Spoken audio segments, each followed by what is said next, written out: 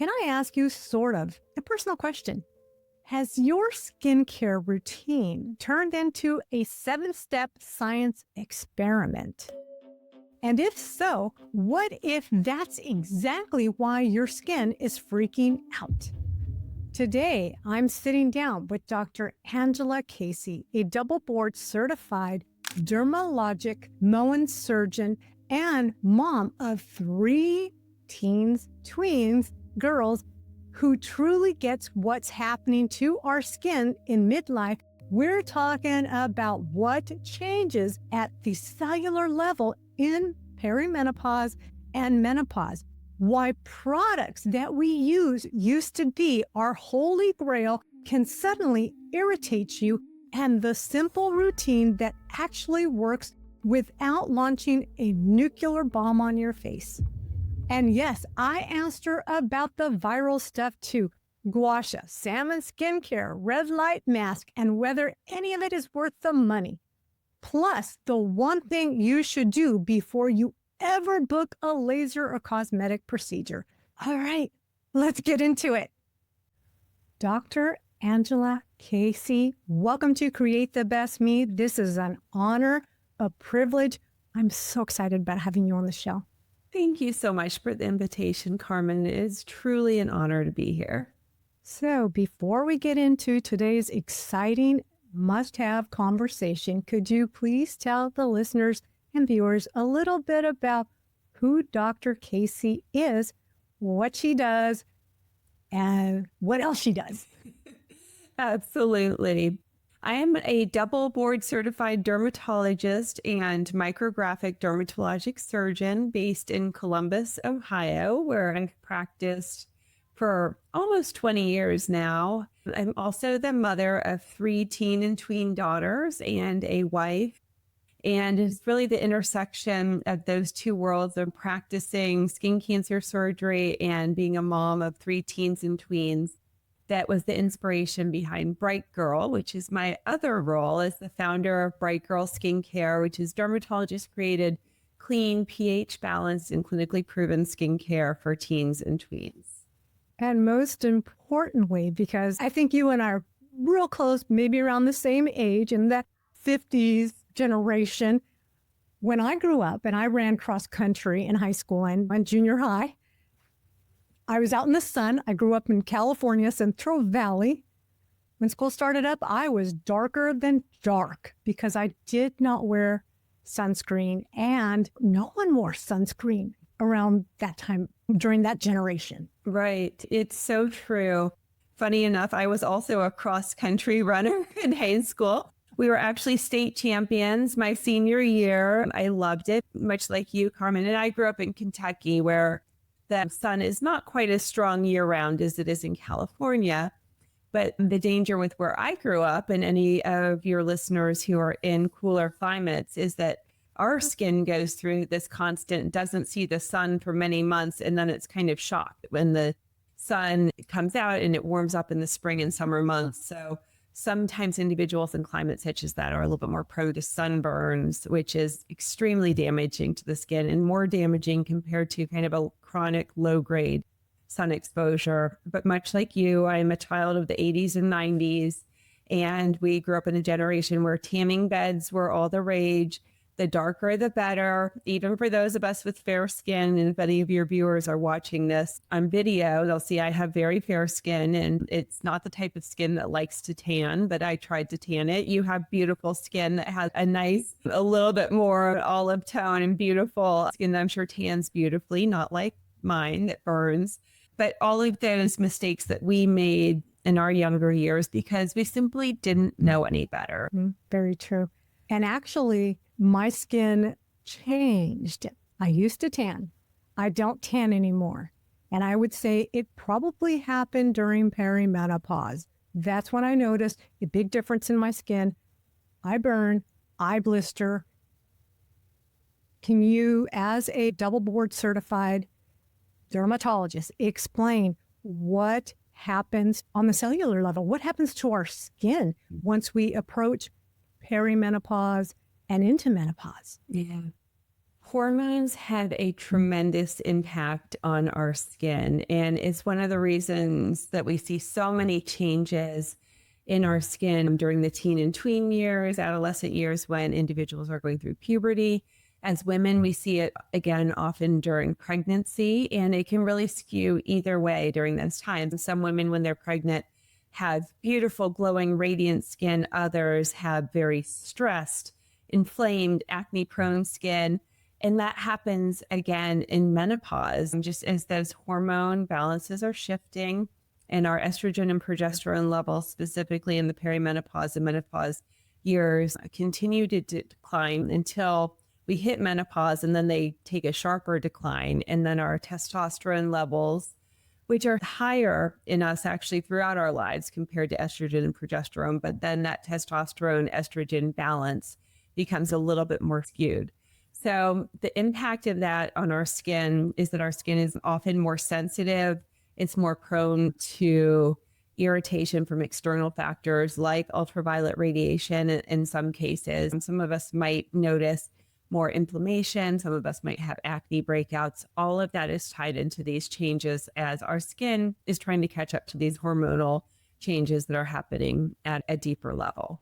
And another thing I notice is that products that I use, like body wash, shampoo, makeup, or just creams and stuff that I apply on my face, or even sunscreen, my skin started reacting to all these different chemicals when before these were my staple products. We start to lose that buffer, so to speak, that we had for so many decades. And it happens not just on our skin level, but it happens within our metabolism, foods that we can tolerate, even our mood, right? Things that used to not bother us, and we kind of handled it and just went with the flow of things. We reach this perimenopause and menopause years, and we realize we have a little bit of a shorter fuse, a little bit less tolerance for things that used to not bother us. We're probably noticing some different responses with certain dietary things. We're maybe more sensitive to foods we ingest. But likewise, our skin, which may have previously been able to handle lots of different ingredients, maybe really was kind of immune to fragrances and certain ingredients and certain actives, all of a sudden is saying, hold on a second, like, I'm not so sure I like this.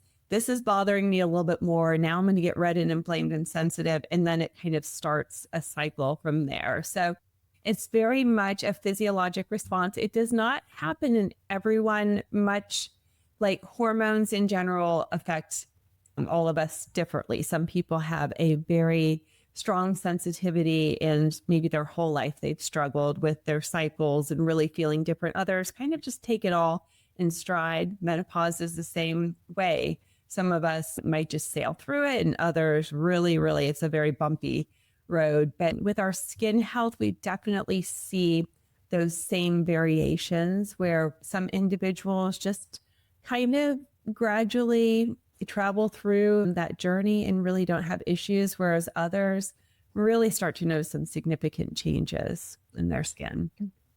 Mm-hmm. I am a strong believer. I didn't believe in this before, but I would say menopause kind of changed my way of thinking. I strongly believe, and you can tell me whether this is true or not, that just like we have our GP, just like we have our OBGYN, we should all have a dermatologist, and we should all get seen by a dermatologist before we do anything, laser, injections, whatnot. That's what I believe. Tell me if that's right or wrong. Dermatologists are definitely the leading expert in those procedures that you mentioned, and we are the ones who have 4 to 5 years of clinical training before we're going out into the world and practicing those procedures. And then we're continuing to learn through continuing medical education. Individuals that might work in a med spa or another general clinic, not to say that they can't be good, because anybody can if they have the proper training and put in enough time and investment in learning it. But dermatologists are really the specialists that have paved the way in those fields. They are typically the ones performing the large majority of research and clinical trials. as new products and new procedures come to the forefront and come out into clinical practice. And I can tell you from my own perspective as a dermatologist who does all of those procedures, I'm the one who sees complications from patients that initially seek treatment elsewhere. So if nothing else, I strongly recommend for your audience, if you're thinking about having a skin treatment procedure, at least go and see a dermatologist to talk through things, get a baseline idea, and also most importantly, to make sure that your skin is healthy to start, that you don't have the start of a precancer or skin cancer or some other condition before you go get a laser, which can then exacerbate it or hide it or worsen symptoms. Mm-hmm. 'Cause I know something that's very common for, at least I noticed it in myself, so I say it's common in women in midlife, is that we start to get like spots on our face. And if we were someone who had flawless skin and all of a sudden we have these sunspots or melasma, whatever, our first thing is I want my skin back. And so we might try vitamin C or other type of products. That's not working. So then we want laser to erase it. I absolutely hear what you're saying. It's a couple of important points that you just brought up. Sun damage is cumulative throughout our lives. So it starts from the time we're children and we're out playing outdoors and we're at the pool and we're playing sports with our friends through our teen years where we're doing those same things. We're going on vacations, etc. We may not notice the ramifications of that sun damage in our 20s and 30s. Even though it's happening at the cellular level, it's happening at the level of the DNA. That damage is continuing to occur. To a certain extent, our skin has an innate ability to repair that damage, which is quite remarkable. It can have a sunburn, it can have an injury, and the DNA can kind of fix itself to a certain extent. Not 100%, but maybe 98, 99%. As we get older, that ability to repair the skin damage, the DNA damage lessens over time. And that's one of the reasons why we start to see that damage from years ago coming up, but then also any new sun exposures or skin irritations or skin damage, our skin does not bounce back quite as easily. So it often seems to us like, oh, we've been going along fine, and all of a sudden we're noticing this mottled pigmentation. There's a dullness to our skin. Our skin's looking more lax. Hormones are also playing a big role there because, again, getting back to that idea that I mentioned earlier, they kind of offer a buffer for all of this. And the estrogen and progesterone help feed our collagen and elastic fibers and our skin health in general. So they're keeping everything kind of healthy and active until they're not there to provide that support. In situations like that, when individuals are noticing those changes, lasers, chemical peels, that can be a great option for a reset in the setting when skincare products alone aren't doing the trick. But it is important to pair that with a consistent skincare regimen, one that's tailor-made, and we can talk a little bit more about what that looks like. But I kind of view those procedures as giving you that like kind of big boost to get you hopefully closer to goal, and then you're implementing your skincare to maintain after. Mm-hmm. First, I've spoken to a dermatologist before who said, I had a patient come in. She was going to have laser work. She was coming in for something else. I think it was her annual visit. And she says, oh, by the way, see this thing right here? I'm going to go have that lasered. And it turned out to be cancer. And she said, had the appointments been off to where the laser would have come before the dermatology visit, no one would have ever known that the cancer was there. It's a very, very poignant story that you just shared, because it happens all too often. And it really does underscore the importance of having an expert who is trained to survey for skin cancers and scan the skin and really evaluate it before you're going to those cosmetic procedures. Because at baseline, first and foremost, you want to make sure that your skin is healthy, that you don't have something that's starting to brew that can be very problematic. And likewise, that you don't have a skin condition of some sort that could actually be made much worse by laser. So certain autoimmune diseases, certain pigmentary disorders like melasma is a good example. Certain lasers can really worsen and trigger melasma, sometimes almost irreversibly. So very important that you are getting proper guidance about where your skin is at baseline. And then if you are given the go ahead to proceed with those certain procedures, that you know exactly which ones and which direction and what's safe for your skin and what's going to help you achieve the goals that you're seeking.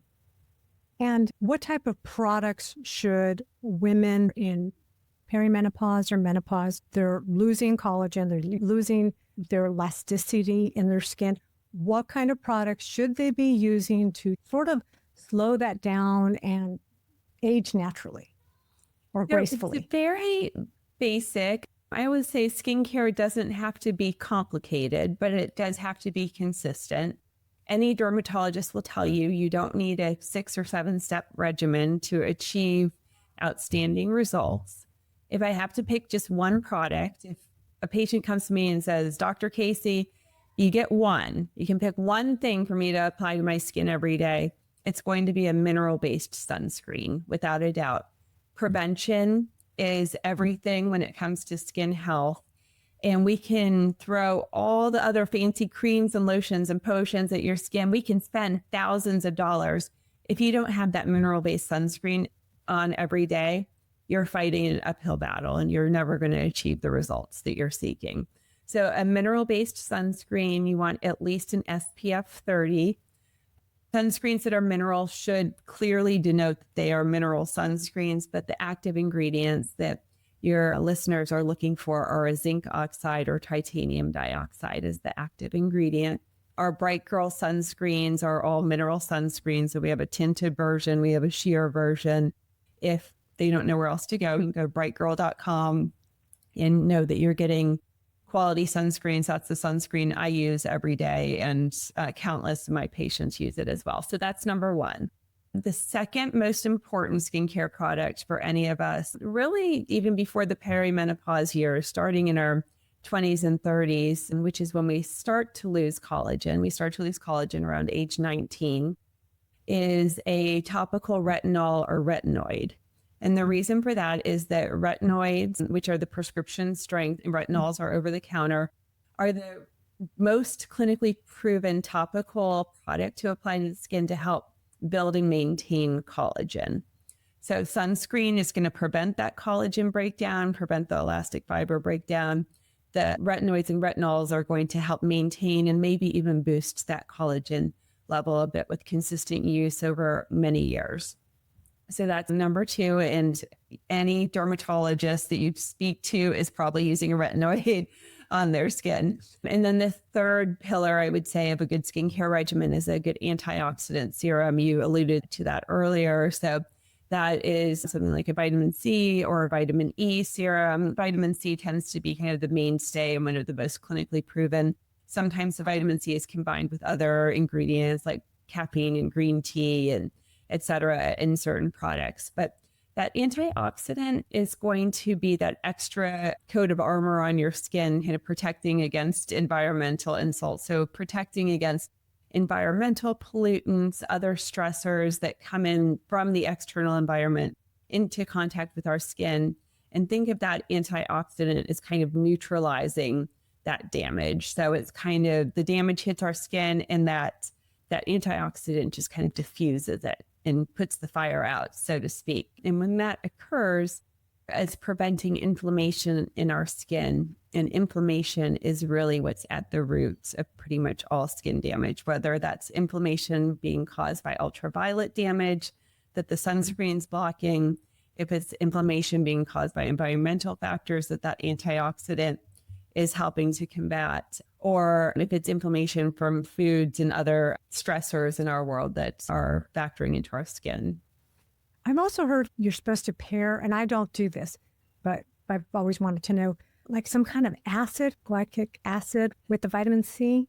So alpha hydroxy acids perhaps is probably, so glycolic acid is an alpha hydroxy acid. Those products help with increasing skin cell turnover. They're typically light exfoliants. So they're helping to exfoliate the skin. I don't necessarily agree with that, thinking what you've probably heard or what that individual is getting at is that the alpha hydroxy acids can help with the penetration and activity of an antioxidant serum or even a retinol. The danger with that is that sometimes you can get too much of a good thing and you start to tip the scales from support of your skin and boosting your skin to breaking down the skin barrier and getting irritation, which then leads to inflammation. And as I said earlier, inflammation is at the root of all skin damage. That is what we absolutely want to avoid. So it's a delicate balance among all of these things. Once you pile too many things onto the skin, and this is the problem with those 6 and 7 step skincare regimens, you're adding in more potential for allergies to any of the ingredients. You're certainly layering more irritants onto the skin. So the more things you pile on, the more likely the skin is to get irritated. That then leads to skin barrier breakdown. And that starts the cycle of inflammation and damage. And that's going to lead to breakdown of the collagen, dullness of the skin, redness, sensitivity, all the things that we want to avoid.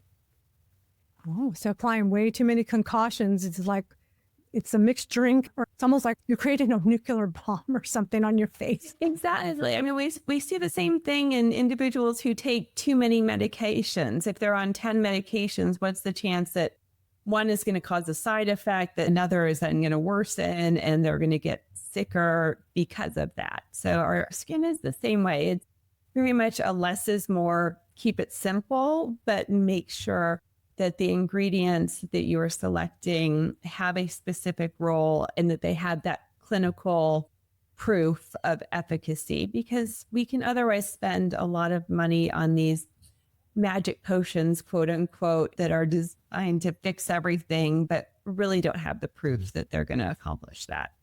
What are your thoughts about, this is very hot, Korean skincare, where they have, it's either salmon sperm or something, or it's, what's the other one?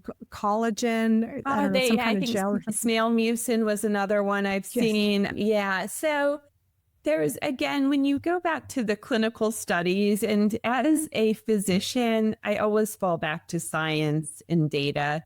It's fun to have these anecdotal stories. It's fun to have these like new sexy ingredients.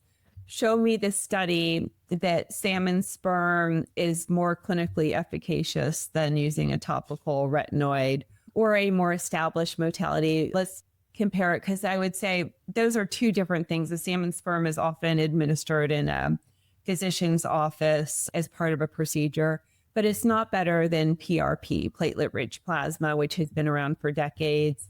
But it's not as hot of a topic to talk about, right? PRP has been around forever. It's like kind of old news. The salmon sperm, like that sounds like exciting and kind of daring. Yeah, other things with like certain venoms that were used to swell the lips years ago. You remember like the bee venom, and it's going to make your lips plumper.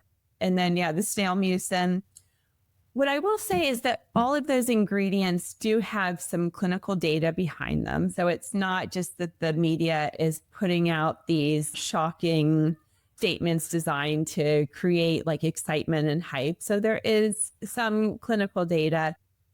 Is it enough that they are better than what's been tried and true for decades? The answer is no, not as of yet. Not to say that something's not around the corner that we're going to discover at some point, but as of yet, none of those are outweighing what we've been doing for decades.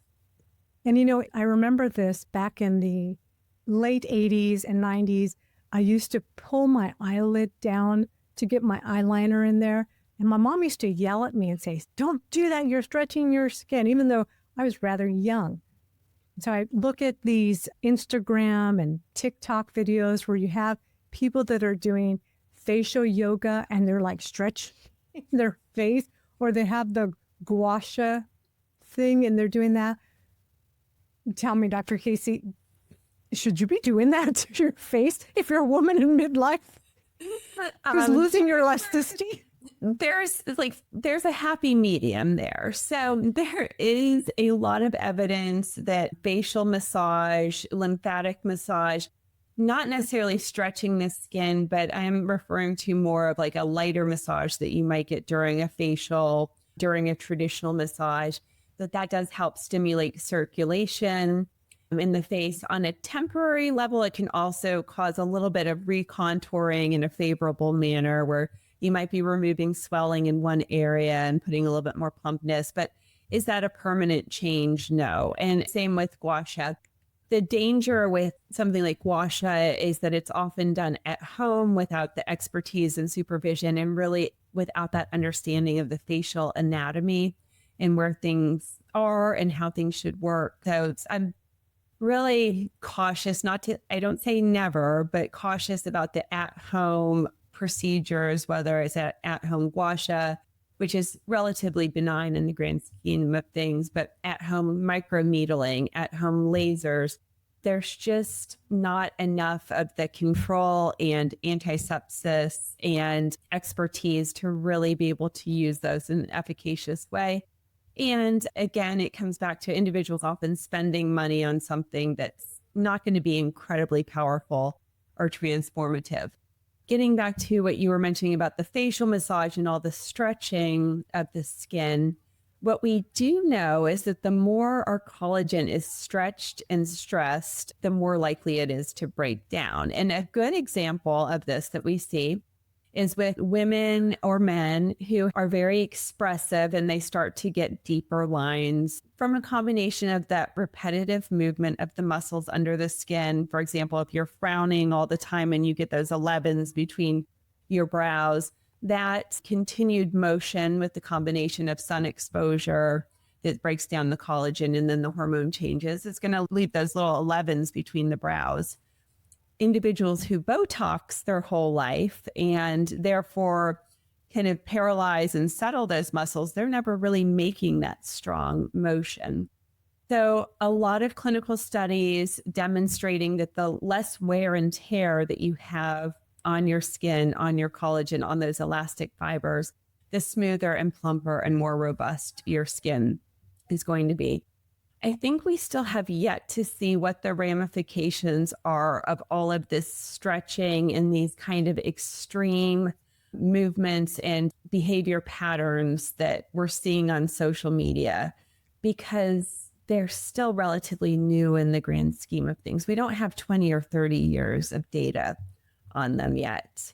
And my thinking with many of these at-home procedures is, I'm not going to be implementing them with understanding what I know on a physiologic level of what's happening within our skin, but because we don't know if that's going to cause a whole lot of damage 10 years from now. We used to think that tanning beds were healthy for us, and then look at where that landed us. Yeah. What about, because I wear a red light helmet for my hair because I lost my hair. I started to lose my hair, and it's proven to help my hair grow back. You lost your hair? You have the thickest, most beautiful hair I've ever seen, Carmen. You've got gorgeous hair, so I want to know what red light you're using. It's iRestore. It's not the black helmet. It's the white helmet. And I've been using it for, say, over a year and a half. But I also take minoxidil pills, half a pill. Mm-hmm. And this is not all of my hair yet. It used to be bigger. So it's coming back. It's impressive. I think it's working. Yeah, it is working. But now people have started using the red light mask. What are your thoughts regarding that? So again, a lot of variation with the red light devices. That's where, again, at-home use, how far is it from your skin? So we have everything from the red light masks to the wands to the panels that you sit in front of. There's just tremendous variability. There are a number of clinical studies that demonstrate that red light in and of itself can help with promoting some of that collagen production, that can help with settling and stopping inflammation in our skin. So helping to mitigate that inflammation, which again is at the root of so much skin damage. This is going to help with the increasing circulation, which is beneficial to our skin. So we do have objective data that demonstrates that. Do we have any data that demonstrates that red light is more efficacious than the skincare regimen that I discussed with you earlier with the sunscreen, the retinoid, and the vitamin C. No, no studies comparing that head to head. And when you interview dermatologists, I think a lot of us will kind of side on the camp of we have decades worth of clinical data on skincare regimens and how efficacious that is for skin health and skin appearance, and not a lot of data on these red light devices, which are so across the board variable. Also, it's important to remember that that red light is a form of radiation. And I don't say that to fearmonger or to scare anybody, but again, it comes down to, are we going to find something, some side effect that is going to occur 20 or 30 years from now from individuals that use red light on a regular basis? And will that be different if they used it in their scalp for the purpose of hair growth, or if they used it on their face for the purpose of skin rejuvenation? We just don't know. It's not, of course, red light is not nearly as powerful as ultraviolet light. It's a whole different portion of the spectrum. And no company is going to make an at-home device that could potentially cause a lot of damage. The energy levels of those are toned down significantly compared to what might be offered in office. So the jury's still out on that. There are a number of dermatologists that do recommend the red light devices on a regular basis. My take on it, do I have a red light device? No. Could I get one for free from a company if I wanted? Yes. And I've chosen not to do that. The evidence is just not convincing enough, but I also don't discount or ever discourage a patient who's really recognizing some benefit from it, because we do not have any data to date that demonstrates that it's harmful. So who am I to say that it is harmful? I just throw out that word of caution. We don't have a lot of long-term data on it just yet. And I think one of the struggle that people have when they use, because I use tretinoin, and I'll use it one night, and this is how I use it.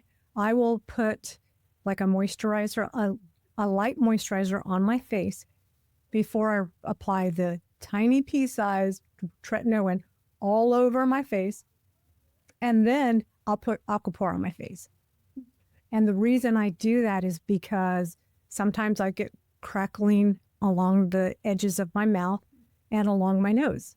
Yeah. So what you described is what we call in dermatology a very non-technical term, the sandwich technique, where we're essentially sandwiching that retinoid in between a gentle moisturizer and then another product. Some people double the moisturizer and put that in place of where you're using the Aquaphor, but kind of buffering that retinoid, which is, I don't want to say a powerful product. I don't want to scare your listeners, but it is potent and it has a lot of efficacy. I myself use tretinoin, and I use the strongest form, the 0.1% tretinoin, and I've used it for decades. Yep. You're saying me too. Yep. And I don't get much irritation from it. So I'm not putting on that layer of Aquaphor afterwards, but I do put on my moisturizer first. I use the Day and Bright Girl moisturizer and then put the tretinoin on top of that. So that sandwich technique can kind of, again, act as a buffer with that tretinoin in individuals who may not tolerate it so well otherwise. And as we were talking about earlier, as we get older and our skin goes through changes of perimenopause and menopause, many times we find we have less of a buffer. We just don't have, our skin doesn't have the ability to tolerate some of those stronger medications. But I think that's a very good modality. I tend to maybe slather my tretinoin on a little bit more heavily. So you said you use the tiniest pea-sized amount. I probably use about 5 times what you use. And I put it all over my face and including a little bit on my eyelids. And then I put it down through my neck and chest area. And it is using retinols very sparingly on the eyelids is proven safe. You don't want to get it into your eye. I tend to use it more on my lower eyelids where there's a little bit more tissue compared to the upper eyelid skin, but it is much more efficacious than a lot of the eye creams that are on the market because, again, tretinoin is going to help build collagen and elastic fibers in our skin.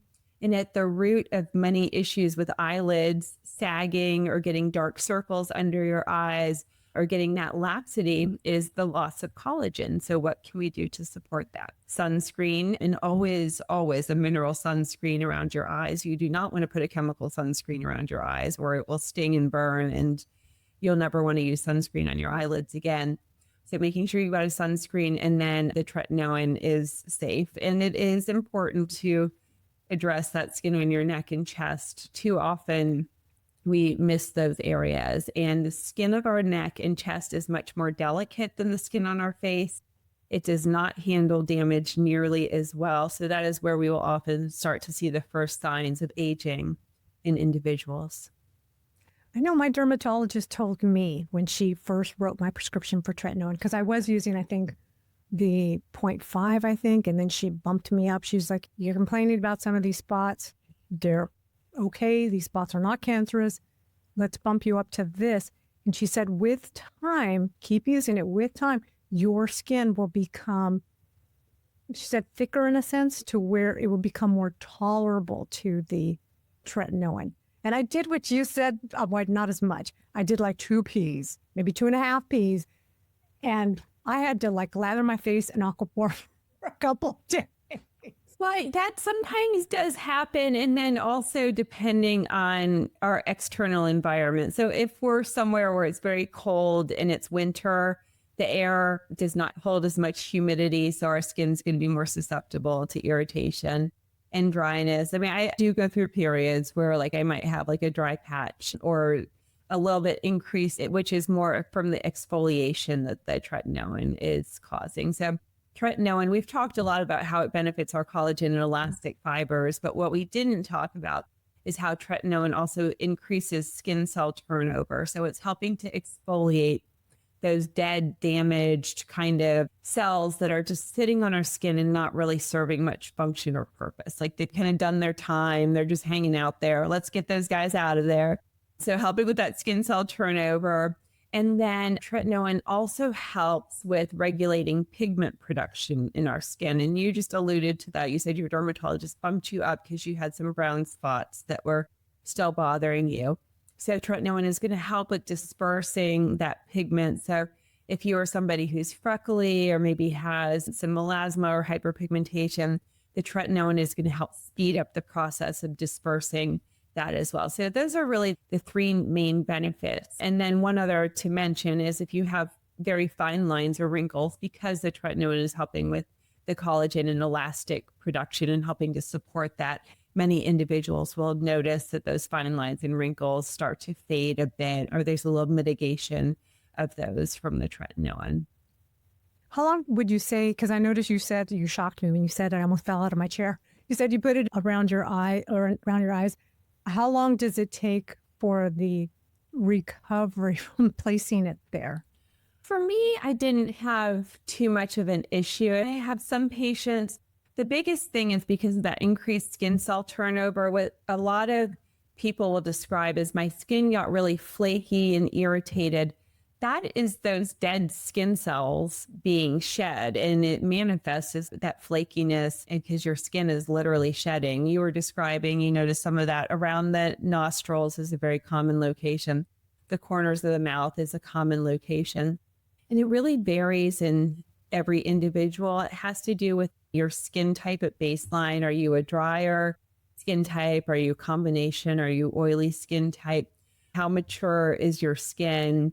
How much damage does your skin have? And then have you done any other procedures? So if you're starting from absolute scratch and you've never done anything on your skin and maybe you're 60 years old and you throw that much tretinoin, as I was describing, you're probably going to have some irritation and sensitivity. And that can often be the root of many individuals not proceeding and continuing with treatment.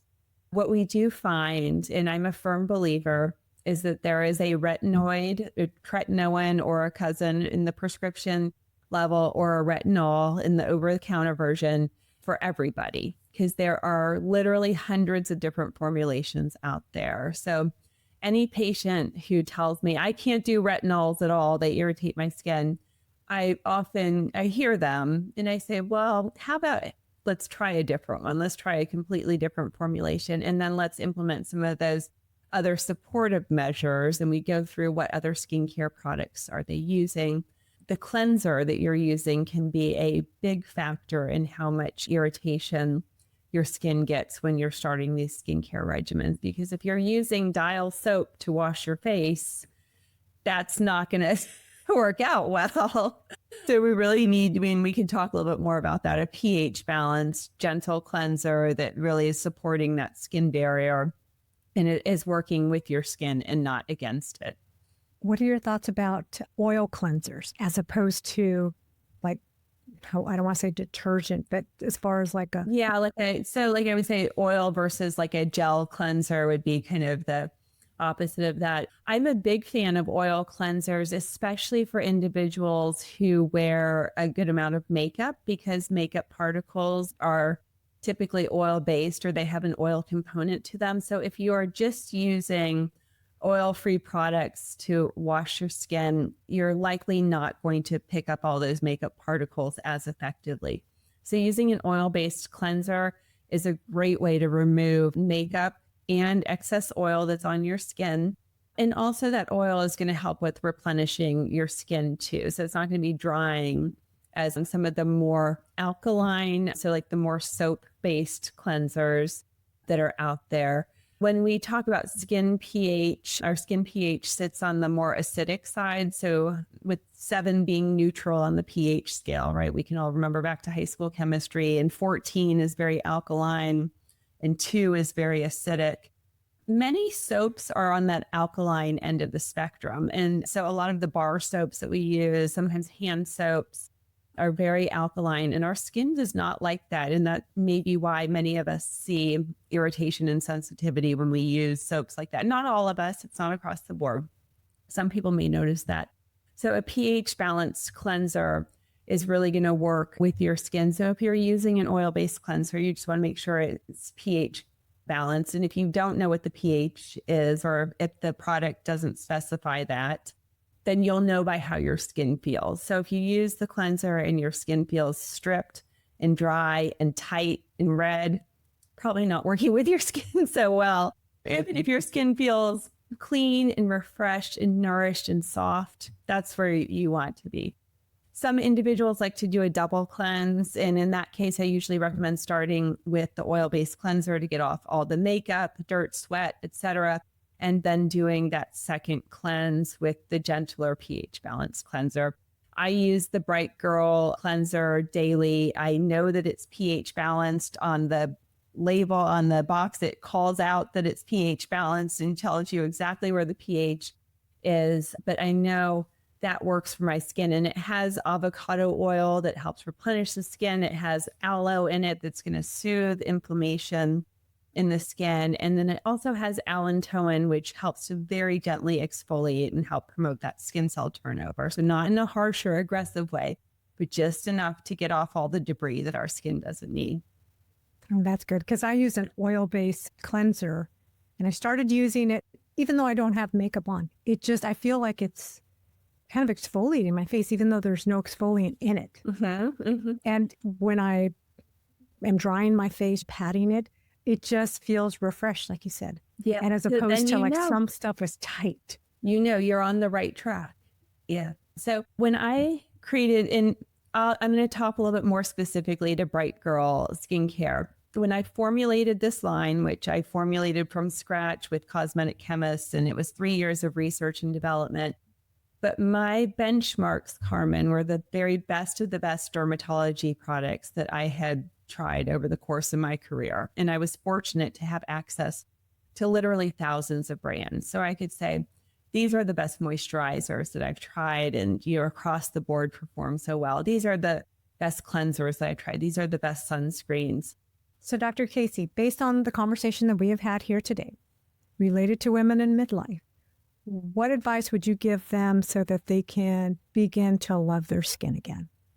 So remember, your skin is mighty and it has done a lot for you throughout your lifetime. So first and foremost is really appreciating and respecting our skin and all the functions it performs and keeping our bodies protected and communicating between our internal and external world. And I'm always in awe. I mean, I work with skin every day. I look at skin under the microscope every day. I remove damaged skin every day. And every day I continue to marvel at how this wondrous structure works within our bodies. It's just tremendous. It's our largest organ, and I would argue one of our most impactful organs for keeping us healthy. But it is, I think, key to understand your skin, where it is here and now. And if there are goals that you want to achieve or specific current concerns that you have, that's when the guidance of a dermatologist comes in to steer you in the right direction. The other thing I'll mention is just how empowered each of us can become with the daily habits that we perform in our skin. And every day that you care for your skin, every single day that you put on that sunscreen, you put on that retinoid, it's like a deposit in the bank of your skin health. So the more money you put in every time you do it, the healthier your skin becomes lifelong. And my final thought is that it's never too late, because today is the first day of the rest of your life. So even if maybe you weren't so good about skincare in your early years, it's not too late to start those habits. Yeah. And again, tretinoin, retinoid, whatever the two products are that you're using, those are used at night, not during the day. Correct. Yeah. Correct. Yeah. So it's not as essential as we once thought, but there is a school of thinking that retinoids are somewhat inactivated by the sun. That's probably not as much of an issue. More so, it's because overnight, our skin has a circadian rhythm, just like the rest of our body. And overnight is the rest and repair phase of our skin. It's when it's recovering from everything it's encountered during the day and replenishing and rebuilding. So when you have that retinoid on board at night, as your skin is replenishing and repairing, it's going to do more good than if you have it in the morning, and then your skin's kind of encountering all the factors that it runs into over the course of the day. Perfect.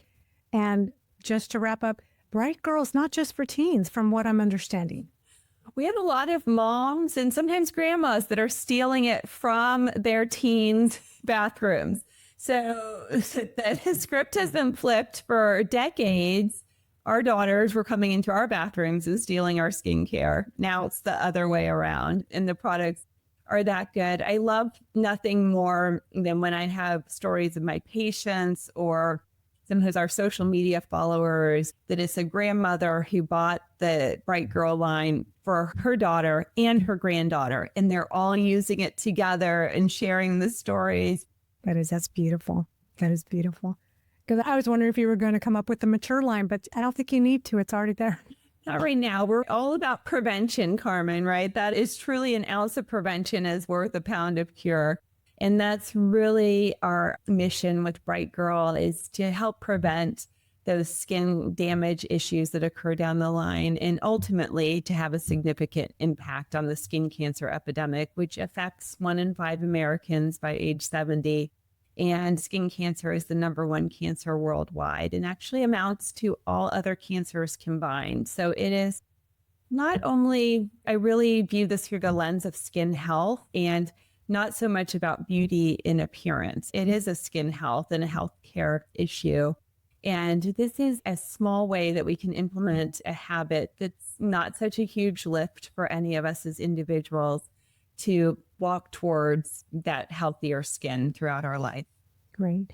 Dr. Casey, thank you so much for coming on the show. I will include links to your website, because your website actually tells people where they can actually grab the product from local stores or order it directly from Bright Girl. Absolutely. And please follow us too on TikTok and Instagram. We're at Bright Girl Beauty, all one word. Great. Thank you very much. Thank you so much, Carmen. All right. Okay. Wasn't that such a refreshing conversation? Here's what I'm taking with me, and I hope you are too. First, if you remember the one thing, skincare doesn't have to be complicated, but it does have to be consistent. Dr. Casey said if she could pick only one daily product, it's a mineral-based sunscreen, SPF 30 or higher, with zinc oxide and titanium dioxide. Prevention really is everything. Second, for midlife skin, when collagen and elasticity starts shifting, she broke it down into those simple pillars: mineral sunscreen, a retinoid or retinol, and an antioxidant like vitamin C. Not 6 layers, not a cocktail of acids, and not random trending potions that will leave you irritated. Third, the 7-step routine problem. More product doesn't automatically mean better skin. In fact, piling on too much can trigger barrier breakdown and inflammation, and that's the opposite of what we want. Keep it simple. Choose products with real evidence and don't underestimate techniques like buffering tretinoin if your skin gets a little cranky. And lastly, if you're thinking about laser or treatments, her advice was crystal clear. Get your skin checked first. You want to make sure you're not missing something serious and you're choosing the right procedure for your skin. If you want to learn more about Dr. Angela Casey, Bright Girl Skincare, and everything we talked about, head on over to createthebestme.com/EP156. And if this episode helped you, share it with a friend. Come back next week for another amazing episode created just for you. Until then, keep dreaming big, take care of yourself, and remember, you are beautiful, strong, and capable of creating the best version of yourself. Thank you for watching. Catch you next week. Bye for now.